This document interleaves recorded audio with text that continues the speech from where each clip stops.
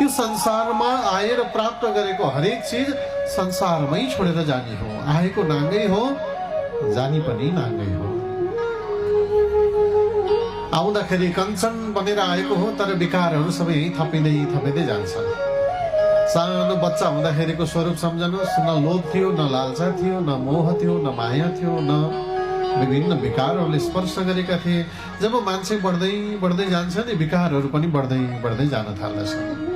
लोभ जागृत हुन थाल्दछ, माया मोह ममताले घेर्न थाल्दछ, अहंकार जागृत हुन थाल्दछ।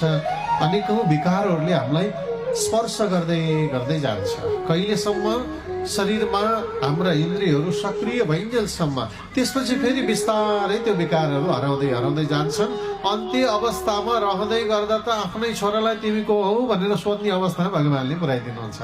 भनेपछि के रहेछ त संसार, हेर्नुहोस् त। अन्तिम अवस्थामा छोरा बुहारी आएर बाआमा बिरामी भएर लडिरहेका बेला बा मलाई चिन्नु भयो भन्नुपर्ने अवस्था भगवानले पुर्याउनुहुन्छ। भनेपछि केही छ त जगत, यसैलाई हो हामीले बुझ्ने। आउँदाखेरि पनि कसैलाई चिनिया थिएन, जाने बेलामा पनि कसैलाई चिनिँदैन। यदि परमात्माले सकुशल जगाउनु भयो भने विस्मृतिसँगै जगतबाट उठाइदिनुहुन्छ। किनकि जान्दै लिएर गयो भने त मान्छेलाई जानै पो लोभ लाग्छ त। यत्रो दुःख गरेर जोडेको कहाँ जाने हो, अहिले अझै बाँच्न पाए हुन्थ्यो भन्ने लोभ लाग्छ नि, होइन? दुःख गरे, जम्मा गरे, खानी भए ए मोहराहरूले भन्दै गाली गर्दै जानुपर्ने अवस्था। त्यही भएर केही छैन संसार। त्यही भएर जुन बाल्य अवस्था थियो त्यही भाव वृद्ध अवस्थामा प्राप्ति हुन्छ। त्यो बीचको दूरीमा जुन विकारहरू हामीभित्र जाग्छ नि, त्यो विकारलाई निवारण गर्न सक्यो भने देह लीला साँच्चै नै परमात्मासँग गएर जोडिन सक्छ।